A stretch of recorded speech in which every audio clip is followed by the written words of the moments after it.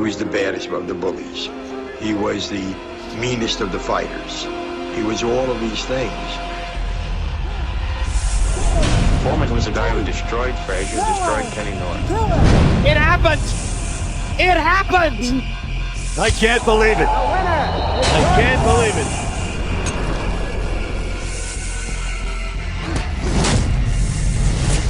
I just want to see him that day in the arena because that's one place he won't be able to duck. The vibrations are against him, the planets are against him.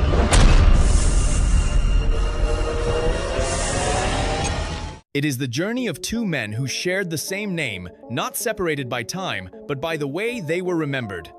George Foreman existed as a contradiction long before people tried to explain him. You know, George Foreman, the only way he promoted his strength. His strength was his everything. Yeah. And like this, and so, you know. It's befitting that I go out of boxing like I came in. Meeting a big, strong bully that knocks everybody out, that everybody's afraid of. England can't produce nothing to beat George Foreman. I want you to pull up George Foreman knocks out Joe Frazier. Ooh, it was crazy. That was a crazy one because that was when Joe Frazier just beat Muhammad Ali, and then you see what Foreman does to Frazier, and everybody thought that Foreman was going to crush Ali, and they were scared. He is all over. Oh my God, his power. Frazier in the corner. And here it is, boom. He is down. He is down. Right. It's so much power. To some, he was a genuine puncher from an older time, a man whose power felt less like a skill and more like a sentence waiting to be carried out. Size was not an advantage around him, it was a warning. But it actually puts fear in your opponent, like George Foreman. Just before the fight, I'm looking at him. I said, sucker, you are in trouble tonight. You are fighting the greatest fight of all times.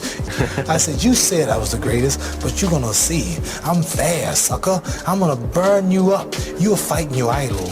He looked at me. I talked through the whole fight. I said, come on, sucker. I said, show me something. They told me you could hit hard. You're just a sissy. Come on, sucker. Show me something. Oh, I grabbed his head sometimes, and I said, look at you. Look at you. Utah is alive right now. Everybody stop talking now. Attention. I told you, all of my critics, I told you all that I was the greatest of all time. When I beat Sonny Liston, I told you today, I'm still the greatest of all time. Never again defeat me. Never again say that I'm going to be defeated. Never again make me the underdog until I'm about 50 years old. Right. Then you might get me. At his peak, the heavyweight division did not revolve around speed, strategy, or elegance when George Foreman was present. It slowed down. Fighters adjusted without being told to. Footwork became cautious.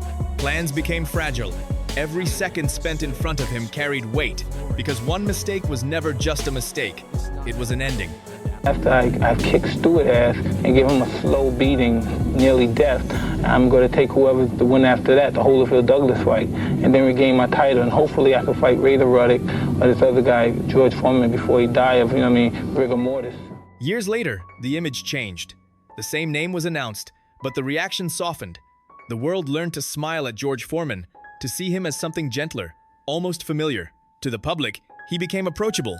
To history, he became a contradiction few sports have ever produced. Boom! When he hit me, everything just stiffed up. And the bell rung. And my corner people said, come on back. But I couldn't move right then and there. I was stuck. Then the blood started flowing back. Then I go, I come over like this. Did he knock all my teeth out? They said, no, they here. I'll never forget as long as I live. My father was actually crying because he was scared to death that Muhammad Ali was going to get killed. Not knocked out, killed. That's how vicious and violent George Foreman was. But among fighters, among those who had stood across from him or prepared to, the confusion never existed. Strip away the story, the reinvention, the redemption, and one truth remains. When fighters talk about George Foreman, they are not describing a life. They are remembering a feeling, the weight in the air before the bell, the silence that followed his name, and the knowledge that one mistake could end everything. George Foreman so strong, so fearless, who does away with his opponents one after another in less than 3 rounds. I thought he was the best fighter I ever saw. This guy's walking through guys like Joe Frazier. He believed that he was invincible. Arguably the hardest hitter ever. What would have happened to Mike Tyson? We might not have known who Mike Tyson was if he would have been around. When fighters were asked about George Foreman, the answer rarely came quickly. There was often a pause, not because they lacked memories, but because they had too many sensations to choose from. Talking about Foreman was never about finding the right statistic. It was about deciding how honest they were willing to be. George. I traveled the world with George Foreman, 2 years. I had the best time with him. He's awesome. I've seen pictures of him in his prime. He's picking up a full-grown cow. He was a bull. He was a beast. He was a beast. Cow, he's pressing a full. And then, in 1977, he embarked on a remarkable entrepreneurial journey that would redefine his life and make him a household name even outside the realm of sports. His name carried weight long before the bell ever rang. In gyms, in locker rooms, in quiet conversations between men who had shared the ring with him, the mention of George Foreman changed posture. People are afraid of George Foreman. They talk about how hard he hits. The man don't hit hard. He knocked Joe Frazier down 6 times. He got up 6 times. He knocked Ken Norton down 4 times. He jumped up 4 times. When have you ever saw the man say 7, 8, 9, 10? Count his man out. No one spoke about cleverness first. No one led with strategy. The words that surfaced were always physical, heavy, dense, unavoidable. Foreman was described less like an opponent and more like an environment. Something you had to step into and survive rather than outthink. Floyd Mayweather used to just stand in front of the back, right? Just like that 40 minutes, throw a couple hooks. George Foreman too. He took the bell. That's how it works out when you sweat. He used to break them. Yeah. He used to knock them down. Heavy punching. The heaviest? His name sits comfortably alongside the best fighters of a classic heavyweight era. George Foreman, a feared champion with ferocious punching power and a style that matches up across generations. What unsettled fighters most was not speed or surprise. It was certainty. Foreman stood in front of you without hurry, without wasted motion, as if the outcome was already decided somewhere beyond the ring. His presence suggested that time belonged to him, not the clock, not the judges, not the plan you had rehearsed for weeks.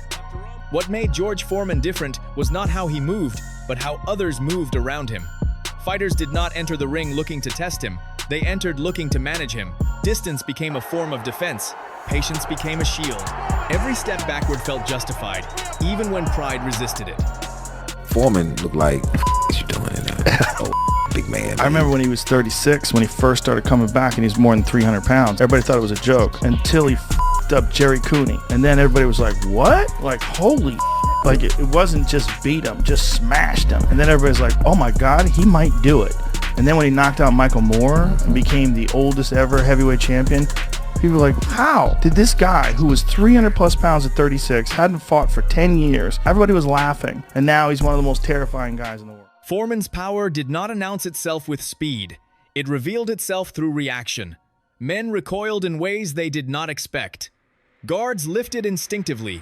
Balance disappeared after punches that did not look dramatic on the surface. It was not about being hurt immediately. It was about realizing how easily it could happen. Gorgeous George, a famous American wrestler, he's deceased now. He was talking about, I am the prettiest wrestler.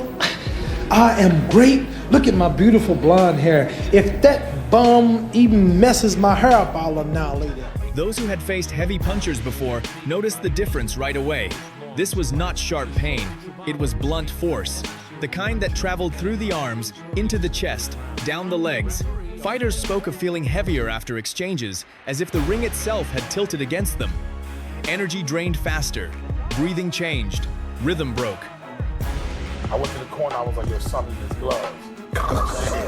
Something crazy. That's not it. I wanted to take time for the Foreman fight because it was a tough fight, champ. I ain't gonna fight. So now you're the heavyweight champion of the world, and your first defense was the Battle of the Ages with George Foreman. Foreman did not need combinations to make his point. One punch was enough to rewrite the fight. It forced adjustments that no corner advice could fully prepare a man for. Fighters began to second-guess instincts they had trusted for years. Should they step in? Should they trade? Should they risk it? Against Foreman, those questions carried consequences. When I fought Sonny Liston, hitting power didn't mean nothing because usually I fix the one they can't find nothing to hit. So I never worry about hitting power. So a man like George that comes out with those big...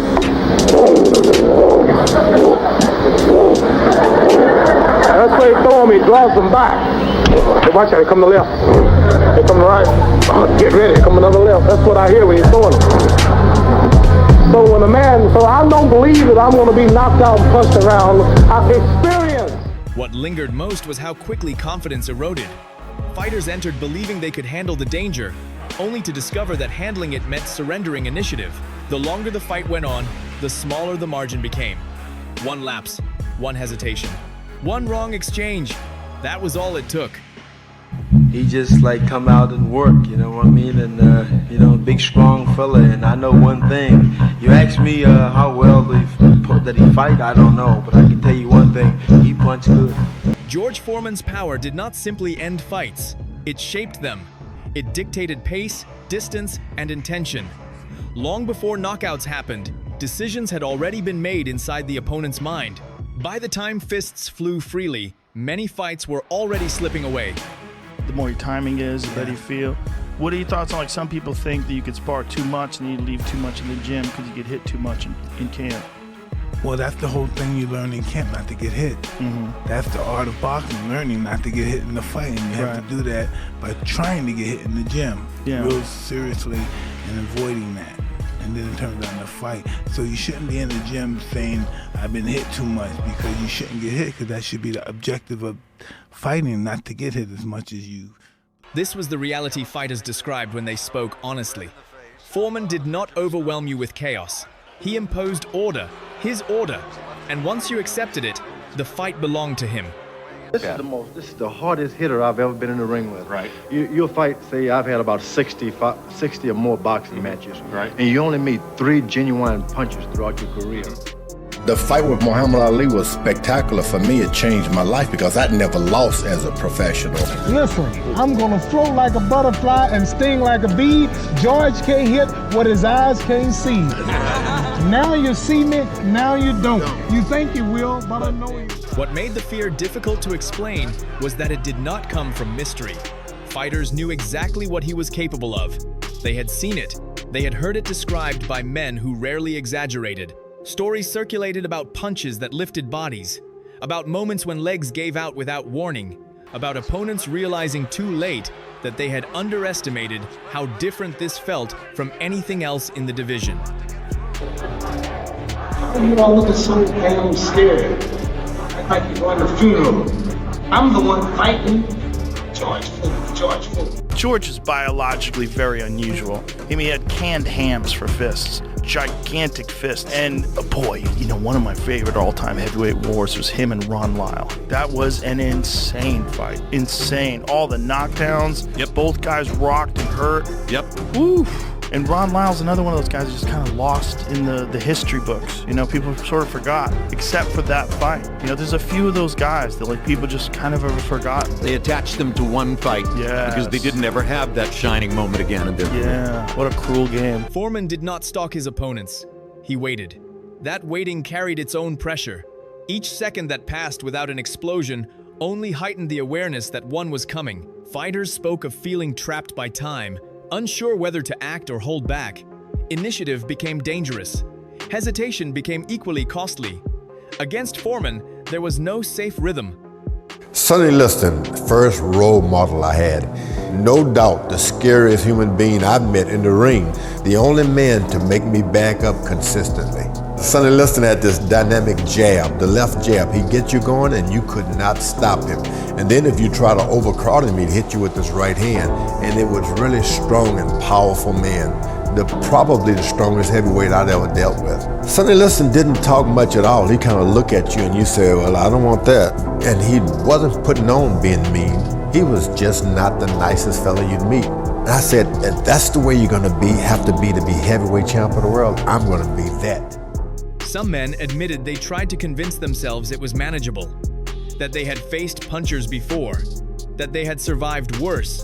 But the first clean exchange often stripped those thoughts away.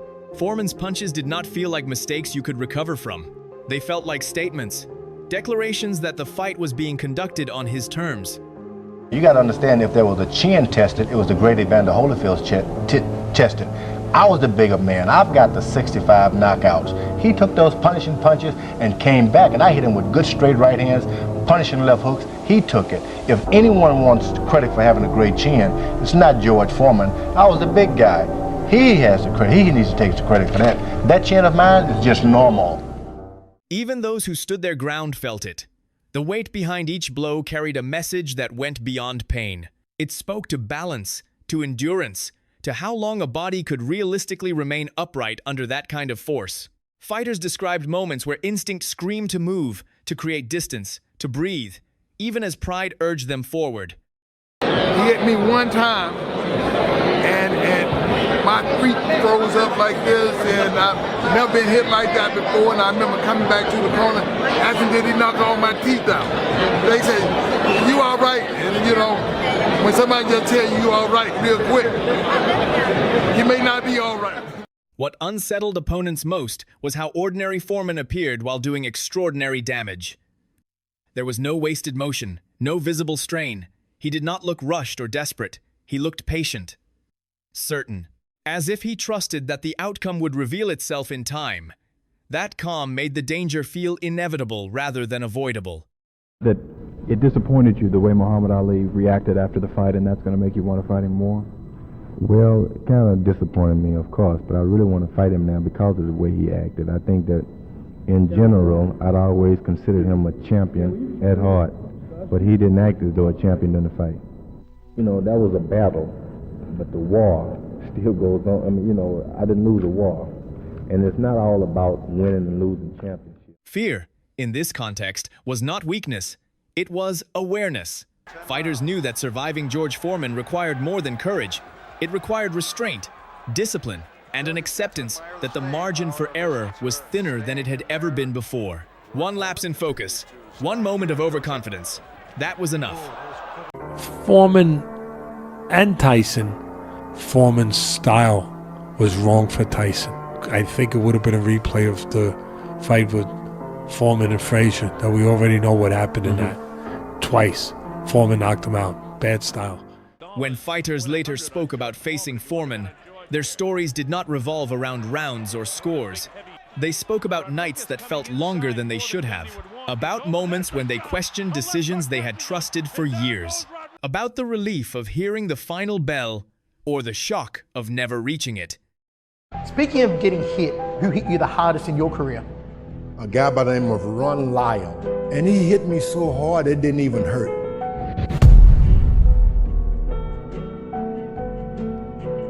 I got into the ring, no one stood up to me. But Ron Lyle decided, I ain't running. And I couldn't believe it, being hit so hard. Only certain guys can do that. Ron Lyle was one guy who could hit you so hard it didn't hurt. There I was on the canvas, knocked my teeth through my bottom lip. This was the fear Foreman inspired. Not loud, not theatrical, but deeply personal. The kind that followed fighters home, lingered in memory, and resurfaced whenever his name was spoken again. There was a noticeable difference in how fighters spoke about George Foreman after they had faced him. Before the fight, the language carried tension and calculation. Afterward, it changed into something quieter, more reflective, as if simply being able to talk about it meant something had already been endured. Just before the fight, I'm looking at him and the man's giving his instructions. I said, sucker, you are in trouble tonight. You are fighting the greatest fight of all times. You heard I was the greatest, like you just said you heard this, now you see it. I said, you said I was the greatest, but you're gonna see. I'm fast, sucker. I'm gonna burn you up. You're fighting your idol. I talked through the whole fight. Surviving Foreman was not described as victory in the usual sense. Even among those who had their hand raised, the word win felt secondary. What mattered was that the night had ended and they were still standing. Fighters spoke about the relief more than the result. Relief that their legs still worked. Relief that they could breathe normally again. Relief that the pressure was finally gone. Many admitted that the fight stayed with them longer than expected, not in bruises or soreness, but in memory. Foreman's punches left an impression that lingered mentally, forcing fighters to reassess how they approached danger. Exchanges that once felt routine were now reconsidered. Distance became more respected, power more feared. Some fighters recalled moments during the bout when instinct took over completely. Plans dissolved, pride softened. The goal shifted from imposing will to preserving balance. Against Foreman, bravado had a short lifespan. Those who learned that early tended to last longer. Those who resisted it often paid a price. Strange, I wasn't afraid of Muhammad. I lost the title to Muhammad, but I remember Joe Frazier. He was the toughest guy I'd ever seen. Yeah. Smoking Joe Frazier. I got in the ring. It was time to fight Joe Frazier, and I knew if you hit him, he'd miss him, he'd get upset. And I'm thinking, what am I going to do? But I had this habit of staring guys down. I look them in the eye to psych them out. And this time, if they dropped their head, I knew I had an advantage, but I was hoping Joe Frazier wouldn't drop his head because my knees were shaking. What unified these stories was a shared tone of respect, not admiration in the romantic sense, but acknowledgement. Foreman was not remembered as cruel or reckless. He was remembered as unavoidable, a man whose presence demanded honesty. You could not lie to yourself in front of him. The ring exposed whatever doubts you carried. Fighters who spoke openly admitted that facing Foreman changed how they viewed future opponents. The standard had been reset. Fear had been recalibrated. If they could survive that, other threats felt different by comparison. Not smaller, but more familiar, more manageable. Even years later, when conversations drifted back to their careers, Foreman's name triggered a pause, a breath, a slight shift in posture. The memory was not something to perform for an audience. It was personal, internal, a reminder of a night when control felt fragile and consequences felt immediate. George Foreman did not need to win every exchange to leave his mark. The fact that fighters spoke about surviving him rather than beating him said everything. For many, the fight did not end when the bell rang. It ended much later, when the body finally relaxed and the mind accepted that the danger had passed. That was Foreman's lasting effect inside the ring. Not chaos, not spectacle, but a confrontation with limits. And for those who walked away, the knowledge that they had seen how close those limits truly were. What remains of George Foreman is not a highlight. It is not a belt. It is not a story told neatly from beginning to end. What remains is a memory carried quietly by those who stood near him, whether inside the ring or just close enough to feel the shift. Foreman changed how danger was understood. He reminded fighters that power does not always announce itself with speed or fury. Sometimes it waits. Sometimes it stands still. Sometimes it asks nothing more than one mistake. In his presence, confidence learned restraint, and bravado learned silence. Long after the noise faded, his name continued to slow conversations. Fighters did not rush past it. They paused.